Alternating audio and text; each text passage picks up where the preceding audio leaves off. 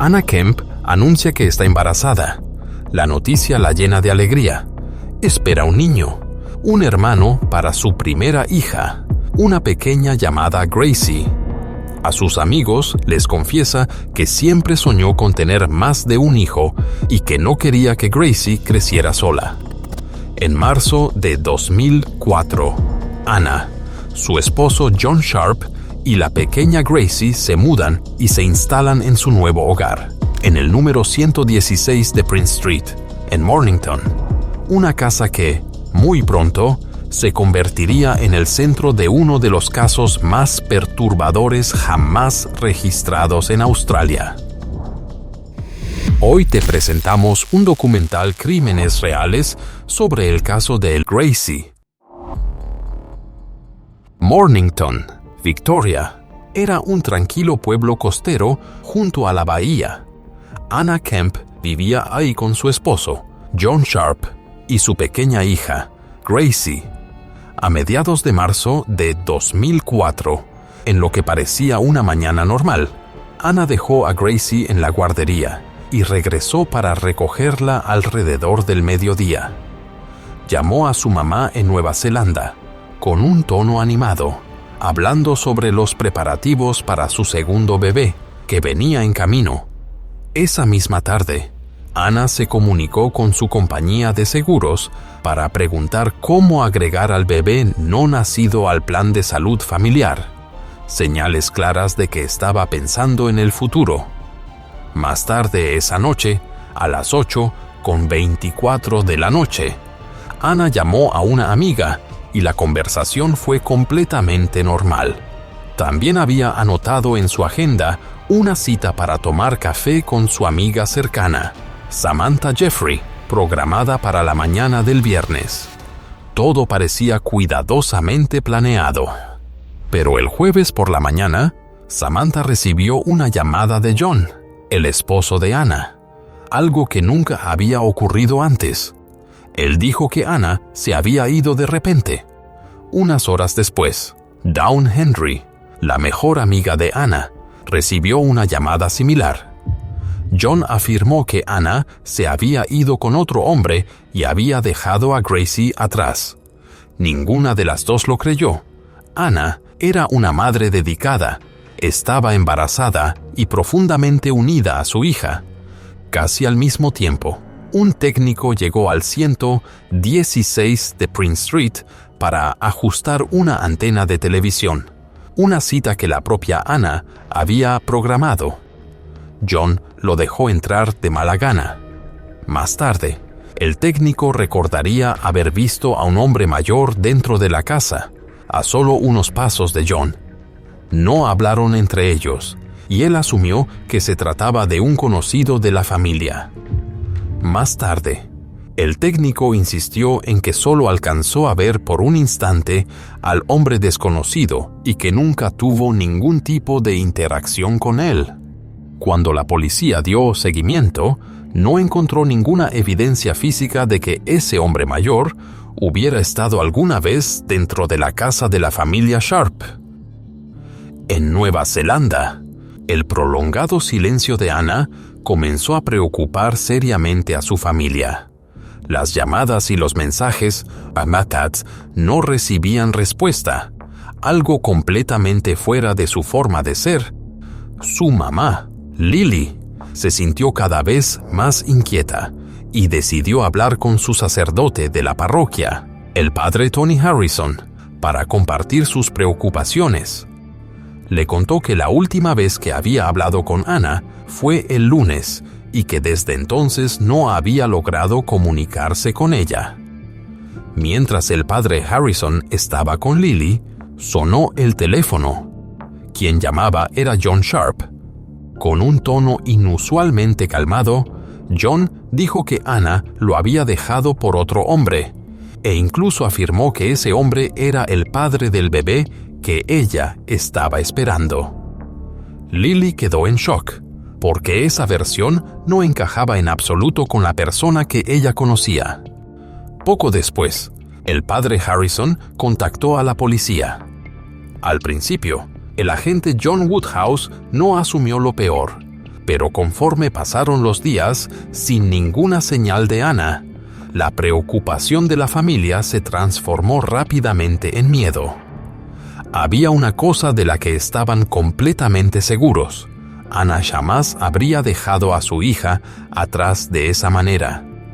Cuando la policía inició la investigación, el agente John Woodhouse siguió cada pista, por pequeña que fuera.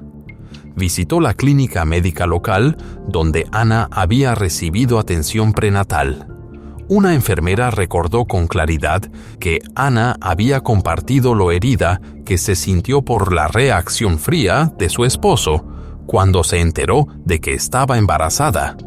Todas las personas que conocían a Anna tuvieron la misma reacción. Esa historia no tenía sentido. Sabían que era una mujer de fe, que ponía a su familia por encima de todo y que jamás haría algo que pudiera perjudicar a su hija. La idea de que Anna se hubiera ido con otro hombre sonaba completamente irracional, sobre todo si eso implicaba dejar a Gracie atrás. Mientras tanto, John Sharp seguía afirmando que Anna había regresado a casa el domingo, marzo 28. Recogió a Gracie y luego se fue en un taxi. Pero cuando la policía verificó esa versión, comenzó a desmoronarse. El agente Woodhouse contactó a todas las compañías de taxis de Mornington y no encontró ningún registro de un servicio desde Prince Street ese día. No había reserva, ni llamada, ni registro de despacho. Cuando Woodhouse intentó comunicarse nuevamente con John, este dejó de responder por completo. Ante la creciente cantidad de señales de alerta, Woodhouse registró oficialmente a Anna como persona desaparecida y envió el caso a la Unidad de Personas Desaparecidas de la Policía de Victoria. El detective sargento Shane P. Brundle, en cuanto leyó el expediente, notó de inmediato lo inusual de la situación. Una madre dedicada, embarazada, no desaparece de la noche a la mañana. El equipo decidió trasladarse a Mornington de inmediato, y su primera prioridad fue reunirse con John Sharp, la última persona conocida que había estado con Anna y con Gracie. John parecía cooperativo. Respondió a todas las preguntas y con calma explicó a la policía los últimos días antes de que Anna supuestamente se fuera.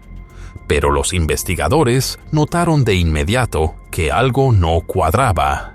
Su voz era inusualmente plana y su expresión casi no cambiaba. Tras la entrevista, la policía decidió mantenerlo bajo una observación más cercana. Solo unos días después, agentes de vigilancia vieron a John caminar solo hacia una zona con maleza cerca de un baño público en Mornington. En silencio, observaron cómo se agachaba y sacaba una bolsa de plástico azul escondida detrás de un árbol. John abrió la bolsa, sacó lo que parecía ser una tarjeta bancaria, miró a su alrededor, la volvió a guardar y se fue. La policía intervino de inmediato y revisó la bolsa. Dentro estaban la tarjeta Visa de Anna y su teléfono celular. Al ampliar la búsqueda, también encontraron su licencia de conducir escondida cerca. Eran objetos que Anna nunca habría dejado atrás. Ese hallazgo hizo que la teoría de que Anna se había ido por voluntad propia prácticamente se desmoronara. Los investigadores supieron que algo grave había ocurrido y, en ese punto, la persona con más probabilidades de conocer la verdad era John Sharp. Did you kill your wife, Anna? I haven't harmed my wife or my daughter. I haven't harmed either of them. Mientras las sospechas seguían creciendo, John Sharp apareció de repente en televisión. Hizo un llamado público, hablando como esposo y como padre, presentándose a sí mismo como alguien desesperado por encontrar a su familia. Marriage may be over, but I still love you, as you are the mother of our beautiful daughter Gracie, whom we both adore more than anyone else. Según Kennedy, hubo un momento que dejó a toda la sala en completo silencio. John se recostó en su silla y dijo con total calma que en realidad no le importaba dónde estuviera Anna, que lo único que quería saber era dónde estaba Gracie. Ese comentario frío casi dejó al descubierto su verdadera naturaleza, sobre todo al compararlo con la imagen completamente distinta que había mostrado en televisión, la de un esposo afligido, visiblemente emotivo, suplicando que su esposa y su hija regresaran a casa. Ambas versiones de John no podían reconciliarse. La policía también sabía que John tenía en su poder el teléfono de Anna y su tarjeta Visa. Esa tarjeta incluso había sido utilizada para enviar flores a la mamá de Anna, en Nueva Zelanda. Pero Lily percibió de inmediato que algo no estaba bien. Dijo que ni las flores ni el mensaje se parecían en nada a Anna. El teléfono de Anna siguió siendo utilizado y, poco después, comenzaron a aparecer correos electrónicos extraños. En abril, el hermano de Anna, Gerald, recibió un correo supuestamente enviado por ella, diciendo que necesitaba tiempo y espacio, pero el tono rígido del mensaje despertó serias dudas en la familia. La policía interrogó a John una y otra vez, y cada vez su versión era exactamente la misma, palabra por palabra, como si la hubiera memorizado. Con todas las pistas apuntando de regreso a John, solo quedaba una pregunta: ¿el motivo? Por eso, la policía llamó nuevamente a John Sharp a la sala de interrogatorios en Mornington y, esta vez, podían sentir con claridad que estaba ocultando algo. John Sharp continuó aferrándose a su versión. Dijo que Anna se había ido el marzo 23 y que todo había ocurrido de manera voluntaria. Pero la policía no le creyó. No era solo lo que decía, sino cómo lo decía. Sin emoción, sin confusión, ni un rastro de preocupación al hablar de su esposa y su hija desaparecidas. Cuanto más tiempo lo observaban los investigadores, más claro quedaba. John Sharp no parecía un hombre buscando a su familia. Parecía alguien intentando ocultar algo. Se tomó la decisión de mantenerlo bajo vigilancia constante. Cuando los agentes lo revisaron, comprendieron que podía tratarse de una prueba crucial. John Sharp fue detenido. Durante los primeros interrogatorios, siguió negándolo todo. Afirmó no saber dónde estaban Anna y Gracie, insistiendo en que se habían ido con otro hombre. Dijo que el matrimonio se había venido abajo y repitió que Anna estaba embarazada de una nueva pareja. Más tarde, el detective Mark Kennedy recordaría: era como si intentara decir algo, pero siempre se detenía a la mitad, como si hubiera un muro en su mente. Tras horas de silencio, a John se le permitió hacer una llamada telefónica a su familia. Cuando regresó a la sala de interrogatorios, su actitud había cambiado. La calma había desaparecido. La actuación había terminado. Y finalmente, John Sharp confesó. La verdad comenzó a salir a la luz dentro de la casa ubicada en 116 de Prince Street, y era mucho más perturbadora de lo que cualquiera había imaginado. Pero ahora las preguntas eran inevitables. ¿Quién era realmente John Sharp? ¿Qué convirtió a este hombre aparentemente tranquilo en el centro de uno de los casos más impactantes de Australia? Y lo más importante de todo, ¿dónde estaban Anna y Gracie? John Sharp nació el febrero 28 de 1967 y creció en el pueblo costero de Mornington, en Victoria, Australia. Fue criado en una familia numerosa, con 4 hermanas mayores y un hermano menor. Sus padres tenían una pequeña tienda local y eran ampliamente considerados personas amables y decentes. No existían antecedentes conocidos de conductas delictivas ni patrones de comportamiento antisocial en la infancia de John. Según las declaraciones que más tarde dio al Dr. Ian Joblin, psicólogo clínico forense que lo evaluó, John había sido retraído, socialmente aislado y con dificultades para comunicarse desde una edad temprana. Describió sus años escolares como una etapa en la que se sentía fuera de lugar y con problemas para hacer amigos. John terminó el grado 12, pero no aprobó los exámenes finales, un revés que más adelante describiría como un punto de quiebre que lo volvió aún más inseguro y consciente de sí mismo frente a los demás. Tiempo después, consiguió trabajo en el Commonwealth Bank of Australia, donde conoció a Anna Kemp, una mujer neozelandesa de carácter gentil, profundamente católica y firmemente comprometida con la vida familiar. Entre ellos se formó rápidamente un vínculo sencillo, una relación que avanzó con rapidez. En 1994, cuando John tenía 27 años y Anna 31, se casaron y se establecieron en Mornington. Tras dejar el sector bancario, John comenzó a trabajar de manera independiente como gestor de traspasos de propiedades. Era un hombre callado, reservado y con poca seguridad social, pero extremadamente meticuloso y ordenado, casi hasta el punto de la obsesión. Para quienes lo rodeaban, John parecía de trato suave, algo distante, pero educado. Para Anna, en cambio, era estable y predecible, cualidades que ella creía fundamentales para un matrimonio seguro. En 2002, dieron la bienvenida a su primera hija, una niña llamada Gracie Louise. Sin embargo, la alegría pronto se mezcló con preocupación cuando Gracie nació con displasia de cadera, lo que requirió que usara un aparato ortopédico durante varios meses. Los primeros meses de vida de Gracie estuvieron marcados por llantos frecuentes, noches interrumpidas y un cansancio constante para Anna, una madre paciente y dedicada que volcó toda su energía en el cuidado de su hija.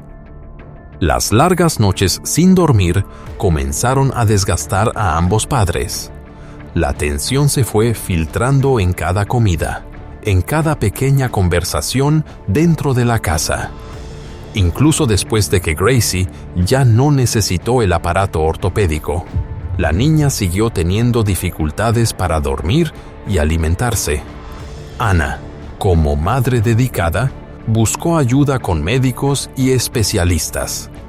Ella creía de verdad que, con suficiente paciencia, su hija estaría bien.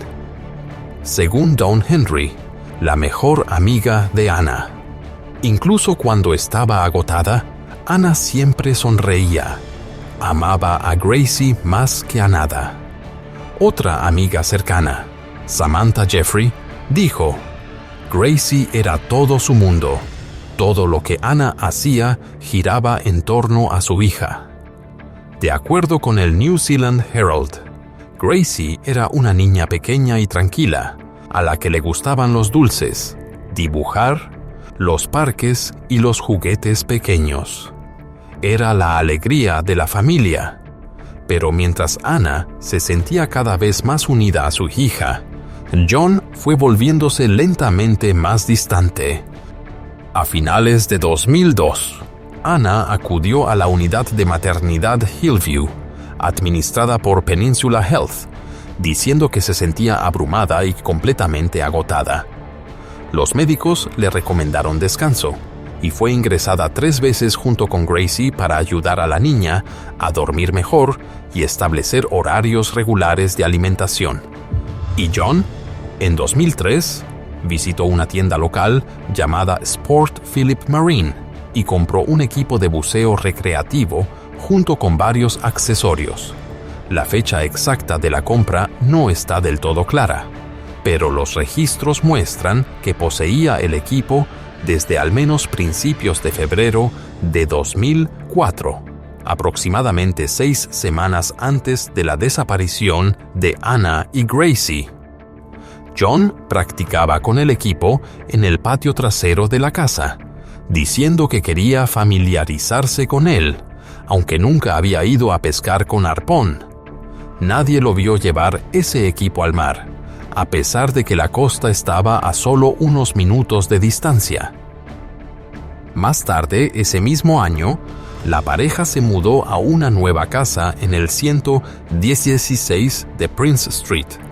Para la mayoría de las familias, la noticia de otro bebé trae alegría, pero para John Sharp parecía ser el punto de quiebre.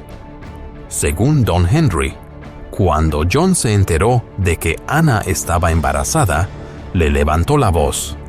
Anna describió ese momento más tarde con la voz temblorosa, diciendo que no entendía por qué su esposo, normalmente tranquilo y amable, había cambiado de forma tan repentina.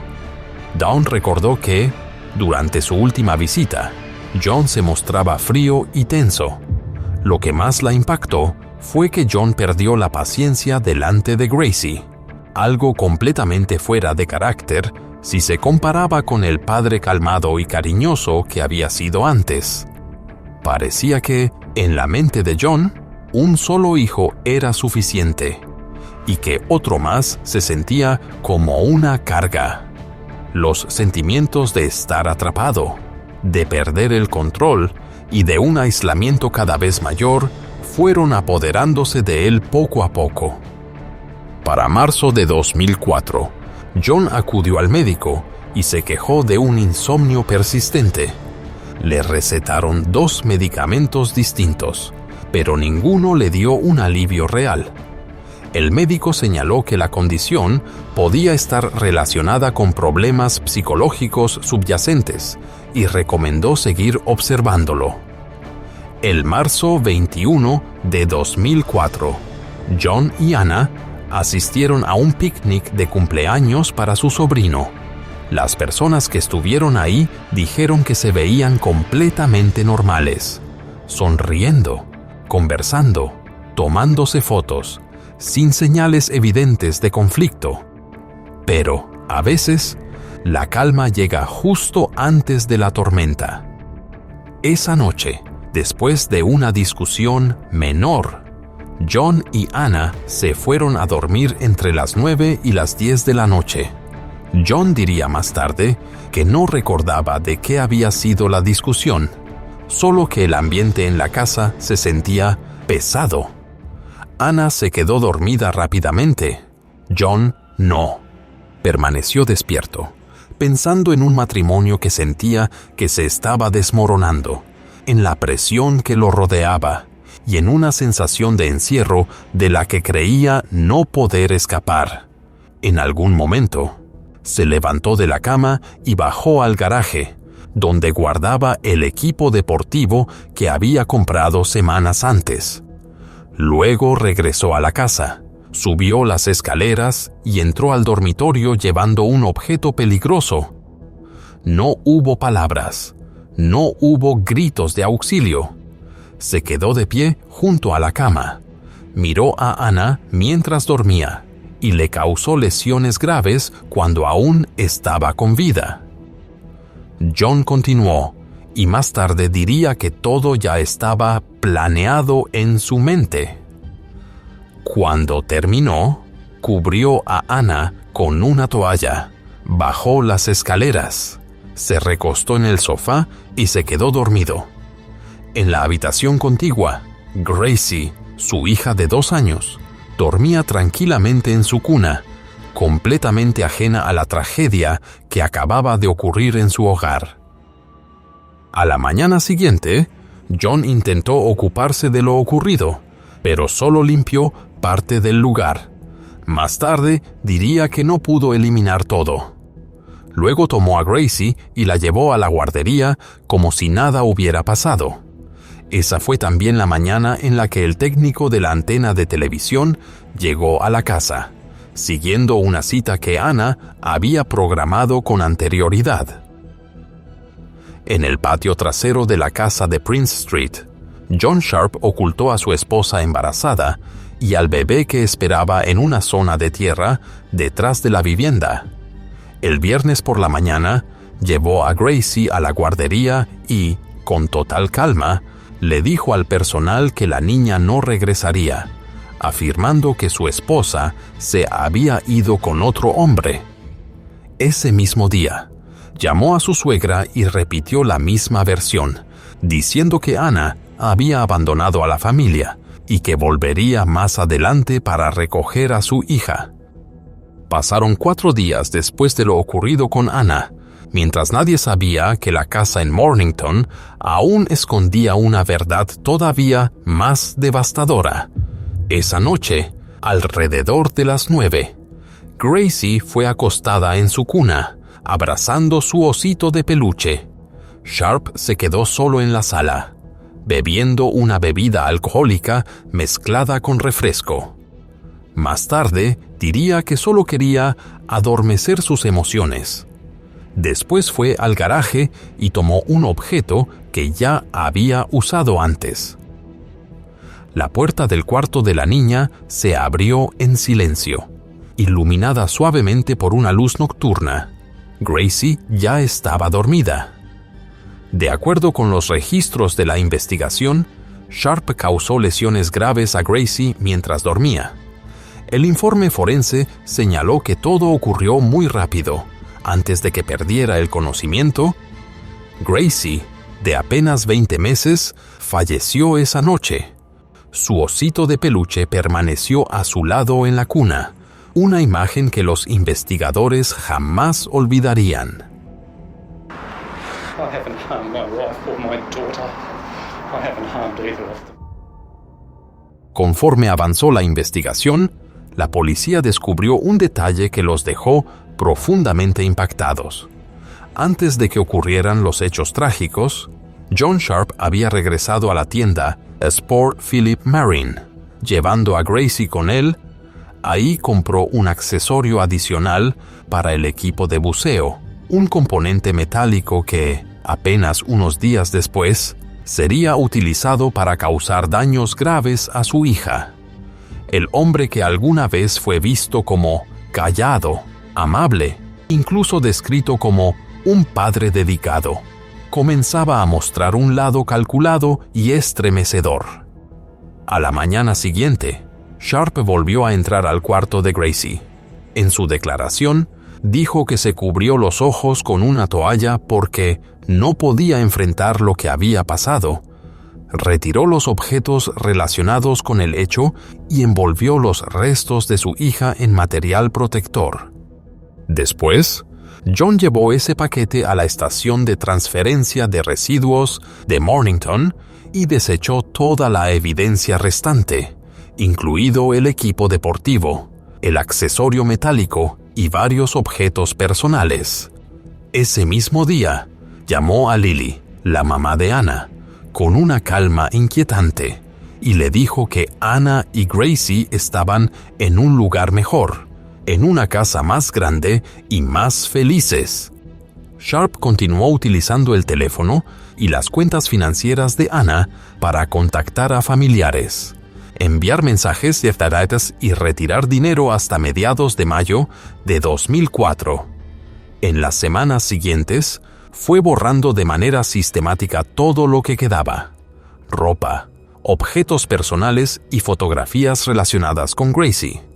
Cada acción estaba cuidadosamente planeada para sostener la historia falsa de que Anna se había ido con su hija, hasta que la policía finalmente descubrió la verdad que se ocultaba detrás de las puertas de la casa en Mornington. Creó una cuenta de correo electrónico falsa a nombre de Anna y la utilizó para contactar a su hermano, Gerald, en Nueva Zelanda. El mensaje estaba cuidadosamente redactado y afirmaba que Anna había decidido dejar el matrimonio, que vivía feliz con otro hombre y que ella y Gracie estaban a salvo y no querían ser molestadas. Ese mismo día, Sharp fue visto en una ferretería de Frankston. Más tarde, los registros de compra confirmaron que pagó en efectivo una herramienta eléctrica de corte, 2 lonas y un rollo de cinta adhesiva. A la mañana siguiente, regresó al patio trasero donde Anna había sido ocultada. En su confesión posterior, Sharp dijo que volvió a abrir el área y trabajó nuevamente la tierra.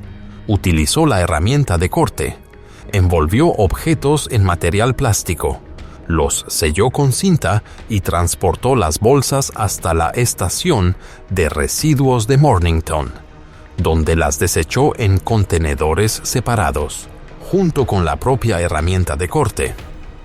En las semanas siguientes, continuó borrando rastros, deshaciéndose de objetos del hogar, enviando más correos electrónicos bajo el nombre de Anna a familiares y amigos, e incluso organizando el envío de flores a la mamá de Anna, fingiendo que eran de tu hija y tu nieta. Cuando la policía comenzó a investigar la desaparición de Anna y Gracie, Sharp sostuvo su versión, diciendo que Anna se había mudado al suburbio de Chelsea y se había llevado a Gracie con ella. Pero durante las entrevistas con los medios, lo que más llamó la atención no fueron sus palabras, sino su actitud. Casi ninguna emoción visible. No había lágrimas. No había señales genuinas de duelo. Su relato también empezó a contradecirse.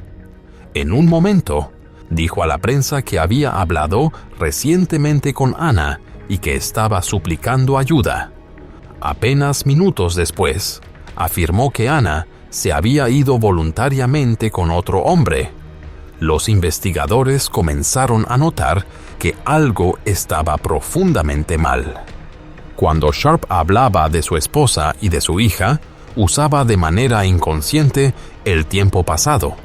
Anna era una buena madre. A Gracie le gustaba dibujar. Para detectives con experiencia, eso era una señal psicológica clara. Estaba hablando de ellas como si ya no existieran. El junio 1 de 2004, Sharp regresó a ver a su médico. Las notas clínicas lo describían como agitado, con disminución de la concentración y la memoria. El doctor evaluó que estaba atravesando un estado de angustia psicológica, basándose en el relato de Sharp de que su esposa lo había dejado. Solo unos días después, bajo una presión investigativa cada vez mayor, John Sharp confesó. Dentro de la sala de interrogatorios, los detectives describieron su declaración como fría, precisa y sin emoción. No hubo lágrimas, no hubo temblores, no hubo excusas. Relató todo como si estuviera describiendo algo completamente ajeno a él. La noticia de la confesión fue comunicada a Nueva Zelanda, donde vivía la familia de Anna. Para ellos, fue un momento de devastación absoluta. Enterarse de que el hombre, a quien alguna vez consideraron un yerno, había provocado la pérdida trágica de su propia esposa y de su hija, y luego había actuado como si nunca hubieran existido. En su declaración, Sharp dijo que el matrimonio ya no era feliz, afirmando que Anna era controladora e impredecible. Al hablar de Gracie, hizo un comentario que dejó atónitos a los investigadores. Pensé que estaba haciendo lo correcto, cuidando yo mismo de Gracie. En medio de todo ese caos, perdí el control. Narelle Fraser, ex detective de la policía de Victoria, fue una de las primeras personas en revisar por completo el interrogatorio de John Sharp. Contaba con casi 30 años de servicio, gran parte de ellos en la unidad de personas desaparecidas y en equipos de investigación de delitos graves. Aún así, Fraser dijo que nunca había visto nada parecido. Un grupo de investigadores se encontraba detrás de un espejo de 2 vías. observando en silencio cómo se desarrollaba la entrevista. Escuchar a un hombre describir cómo utilizó un objeto para causar daños graves a su esposa y a su hija sin mostrar ninguna emoción, y luego explicar con total calma cómo se deshizo de ellas utilizando equipo mecánico. Ese nivel de frialdad estaba más allá de cualquier cosa que hubiéramos enfrentado, diría Fraser más tarde. Cuando le preguntaron por qué había causado daño a Gracie, su hija de 20 meses, John Sharp dio una respuesta breve. La niña pertenecía a la madre. La sala quedó en silencio. La policía amplió rápidamente la investigación.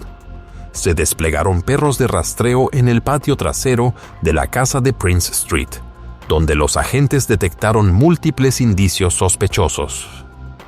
En contenedores de basura de la zona de Mornington, los investigadores encontraron notas escritas a mano por John Sharp, en las que detallaba historias alternativas para usar en caso de ser interrogado. Dentro de la vivienda, la evidencia seguía acumulándose. Recibos de cinta adhesiva, una herramienta eléctrica de corte y lonas de plástico coincidían exactamente con la línea de tiempo de la desaparición de Anna y Gracie. Las pruebas forenses posteriores confirmaron que había rastros biológicos tanto de la madre como de la hija en varios puntos de la casa, reforzando de manera contundente lo que los investigadores ya temían. Police volunteered for the search today, saying they wanted to help bring closure for Anna Kemp's family in New Zealand. Mientras tanto, decenas de agentes voluntarios se unieron a una búsqueda a gran escala en toda la zona de Mornington.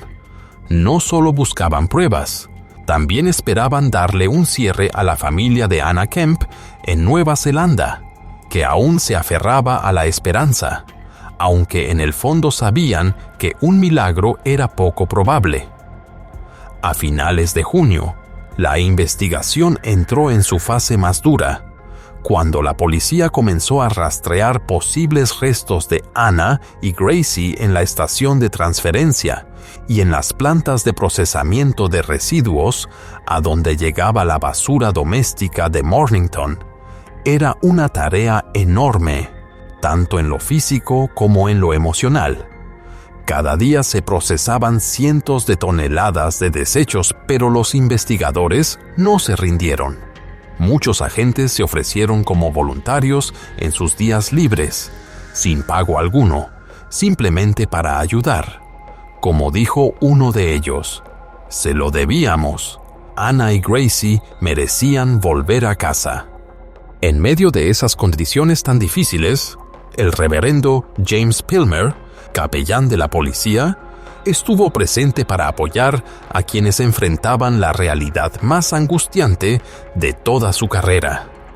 Durante 3 semanas, los equipos revisaron de manera meticulosa capa tras capa de residuos.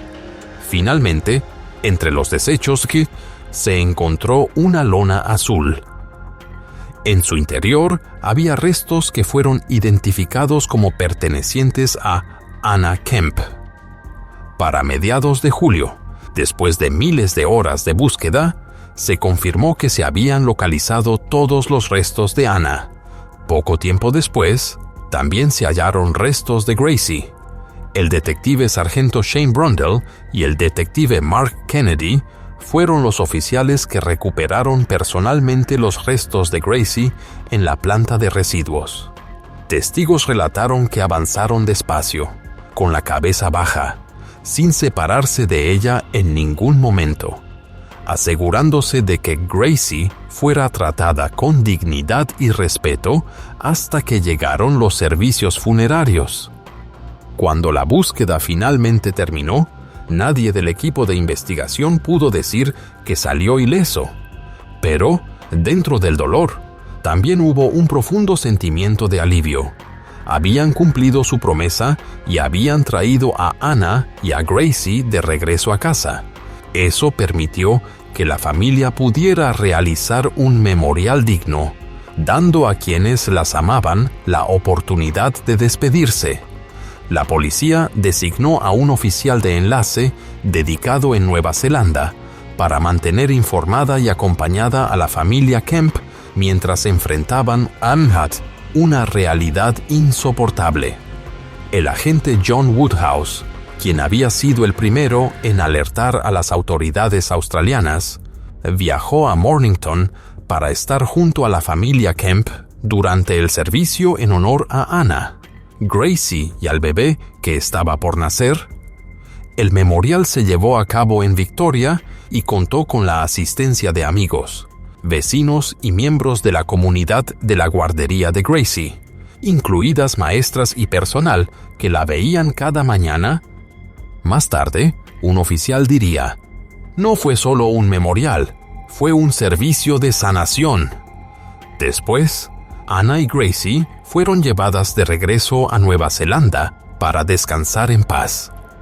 La iglesia de San José se llenó con más de 200 personas, familiares, amigos e incluso desconocidos conmovidos por su historia.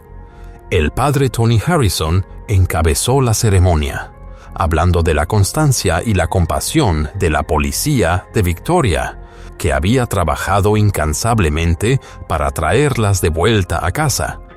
Dijo que reconfortaba saber que Anna, Gracie y el bebé no nacido finalmente descansaban con la dignidad y la paz que merecían. Después de su arresto, John Sharp fue recluido en la prisión de Barwon, en una unidad de alta seguridad. Ahí permaneció bajo vigilancia constante y fue sometido a observación psicológica continua debido a señales de inestabilidad mental. El psicólogo clínico forense, Dr. Ian Joblin, se reunió con Sharp en 2 ocasiones para realizar evaluaciones formales. En su informe, el Dr. Joblin lo describió como un individuo retraído, con habilidades sociales limitadas y una dependencia casi total de sus padres. Concluyó que Sharp no tenía la capacidad psicológica para afrontar el estrés y los conflictos dentro de su matrimonio y que, en lugar de buscar ayuda, optó por un camino extremo y profundamente anormal. Sin embargo, mientras esperaba el juicio, comenzaron a circular rumores y acusaciones. Un informe publicado en 2005 señaló que algunos miembros de la familia sospechaban que Anna podría haber descubierto conductas preocupantes por parte de John relacionadas con su hija, y que esto podría haber influido en lo ocurrido. Esas afirmaciones nunca fueron confirmadas de manera oficial, y la policía declaró que no encontró evidencia directa que respaldara esa teoría. En la misma serie de reportes, una fuente anónima afirmó que Sharp había tenido antecedentes de conductas inapropiadas relacionadas con menores años antes, dentro de círculos de amigos y conocidos. Sin embargo, esas afirmaciones nunca fueron verificadas y no existía ningún registro penal que documentara ese tipo de comportamiento previo al caso. Más tarde, un familiar de Anna declaró en una entrevista: "Creemos que ella pudo haber descubierto algo, y eso podría explicar por qué ocurrió la tragedia". En los meses posteriores al arresto de John Sharp, comenzaron a surgir varios informes internos y cartas dentro del entorno familiar. En una carta enviada a algunos parientes, una mujer que dijo haber conocido a Sharp afirmó que había sido controlada y manipulada por él durante un largo periodo, y que esa experiencia seguía persiguiéndola. De acuerdo con material de la investigación, esta mujer se había acercado a miembros de la familia de Sharp años antes del caso, diciendo que había soportado conductas inapropiadas por parte de él. Cuando Anna y Gracie desaparecieron, ella ofreció voluntariamente una declaración a la policía, Reportes posteriores indicaron que la madre de Sharpe y su cuñado no estaban al tanto de estas acusaciones hasta después de su confesión. Sin embargo, según el agente John Woodhouse, quien siguió el caso desde el inicio, dichas acusaciones no estuvieron directamente relacionadas con la confesión en sí. Señaló que fue el peso de las pruebas, y no señalamientos externos, lo que finalmente llevó a Sharp a admitir la verdad. La policía y el tribunal enfatizaron posteriormente que no existía evidencia verificada que demostrara que las acusaciones sobre conductas inapropiadas hacia menores fueran un motivo detrás de lo que Sharp hizo a su esposa. Varios meses después, John Sharp, que entonces tenía 38 años, compareció ante el Tribunal Supremo de Victoria. Se declaró culpable de haber causado la muerte de Anna y de Gracie, pero no se presentó ningún cargo relacionado con el bebé que Anna esperaba, ya que la ley vigente en ese momento no lo contemplaba de forma clara. De pie en el banquillo, Sharp parecía derrumbado. Se secaba las lágrimas, mantenía la mirada baja y hablaba con la voz temblorosa mientras el juez Bernard Bongiorno dictaba la sentencia. Desde el momento en que el acusado causó la tragedia a su esposa, comenzó a pensar que tendría que causarle daño a Gracie para mantener la apariencia de inocencia, dijo el juez. En algún punto entre ambos hechos, el acusado llevó a su hija a la tienda Sport Philip Marine, donde compró un accesorio adicional con punta metálica para un equipo que ya poseía. Solo pudo haber una razón para esa compra, y se llevó a cabo en circunstancias de una frialdad escalofriante. En sus palabras, al dictar sentencia, el juez Bongiorno dedicó un tiempo considerable a abordar las afirmaciones que Sharp había hecho sobre su esposa, declaraciones realizadas de manera trágica cuando ella ya no estaba viva para defenderse. El acusado dice que su matrimonio era infeliz y que su esposa era controladora e impredecible. Afirma que ella creó una distancia entre él y sus padres y hermanos e impidió que los viera con la frecuencia que deseaba. Si hay algo de verdad en esas afirmaciones, ya no es relevante. Anna no puede negarlas, y no ofrecen ninguna justificación ni excusa para nada de lo que el acusado hizo. Dentro de la sala del tribunal, el ambiente era pesado y sofocante. El juez describió el acto que llevó a la muerte de Anna como único por su frialdad emocional y su crueldad. Un acto calculado y deliberado, profundamente perturbador viniendo de un esposo y un padre. Al referirse a Gracie, dijo: Gracie era una niña completamente indefensa, un ser humano por quien el acusado tenía una responsabilidad legal y, más importante aún, una responsabilidad moral. Cualquiera que haya sido el motivo del acusado en relación con Anna, en el caso de Gracie, el acto solo tuvo un propósito: ocultar el primer acto indebido. El juez calificó la conducta de John Sharp como particularmente grave en términos morales, subrayando que el acusado era plenamente consciente de lo que hacía. No se trató de una pérdida momentánea de control, sino de una serie de decisiones conscientes y cuidadosamente preparadas. Desde Nueva Zelanda, Lily Kemp, la mamá de Anna, siguió la audiencia por videollamada. Cuando el juez habló de Gracie, no pudo contener el llanto. Dentro de la sala, muchas personas bajaron la cabeza en silencio. El juez Bongiorno también hizo referencia al informe del doctor Lester Walton, el psiquiatra que evaluó al acusado.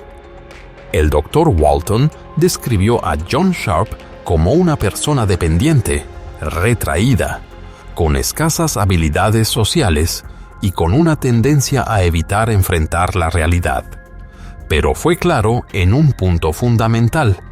A pesar de estos rasgos, sabía distinguir entre el bien y el mal, y cuando se le presentó una elección, eligió el camino más oscuro y moralmente incorrecto.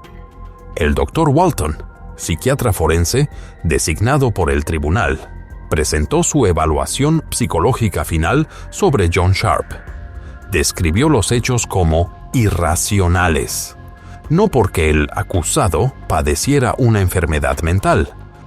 No encontré evidencia de que estuviera sufriendo una enfermedad mental, escribió el Dr. Walton. Por irracional, me refiero a que el acusado llegó a creer que causar daño a su esposa y a su hija eran las únicas dos opciones disponibles para liberarse del estado de desesperación en el que pensaba estar atrapado. En sus declaraciones, Sharp afirmó que se sentía abrumado y fuera de control por culpa de su hija, una afirmación que el Dr. Walton describió como claramente irracional y fundamentalmente distorsionada. La sala del tribunal quedó en silencio mientras esas palabras se leían en voz alta. Todo lo que había ocurrido durante los meses anteriores, las mentiras, las acciones cuidadosamente calculadas, quedó finalmente expuesto, capa por capa, bajo la mirada de la justicia. Al concluir el juicio, John Sharp fue sentenciado a 2 cadenas perpetuas consecutivas, con un mínimo de 33 años antes de poder solicitar libertad condicional. Al dictar la sentencia, el juez Bernard Bongiorno declaró de manera contundente que este se encuentra entre los actos más fríos en lo emocional y más graves en lo moral en la historia reciente del sistema judicial de Victoria. Afuera del tribunal, la madre de John Sharp se presentó ante un grupo de reporteros, con las manos temblorosas mientras sostenía un comunicado preparado. Entre lágrimas, dijo: «Las acciones de John son devastadoras y trágicas. Mi hijo se ha encarcelado a sí mismo de por vida y tendrá que vivir con eso para siempre». Según reportes del New Zealand Herald, algunos familiares y antiguos amigos de Sharp rechazaron la versión que él había ofrecido.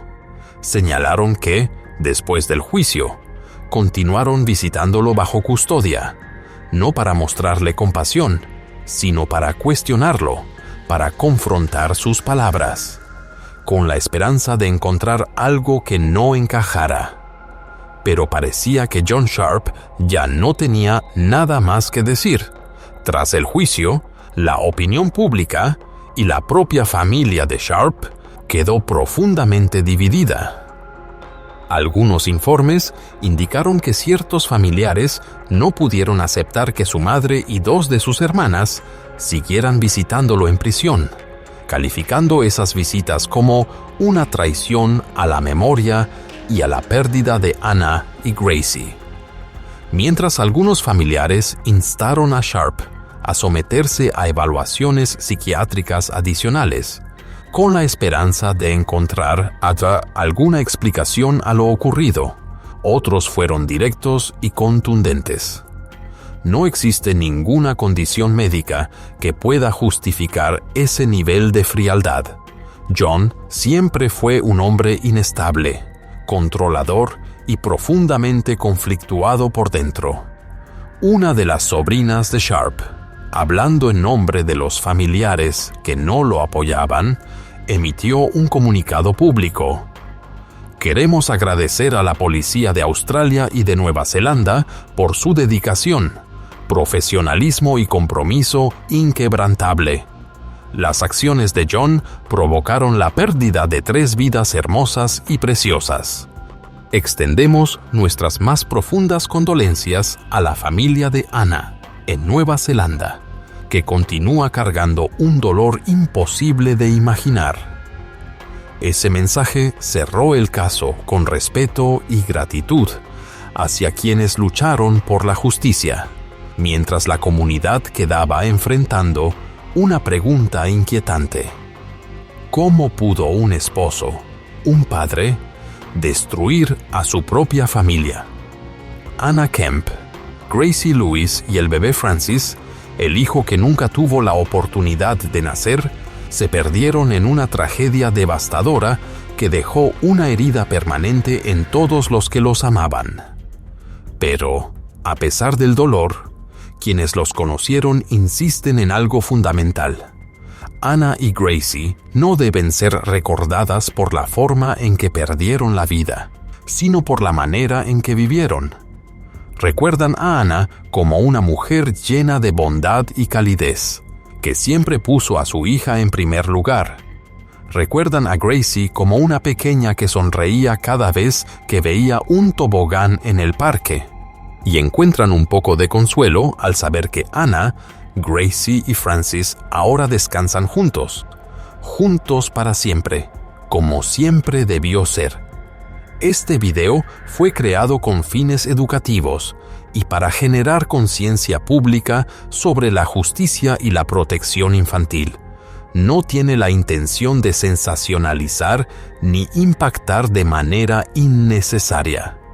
Por favor, den like, suscríbanse y activen las notificaciones para acompañarnos en futuros documentales de True Crime, donde cada historia es una voz por la justicia para los niños, por su protección y por un mundo en el que cada niña y cada niño esté a salvo, sea amado y verdaderamente escuchado.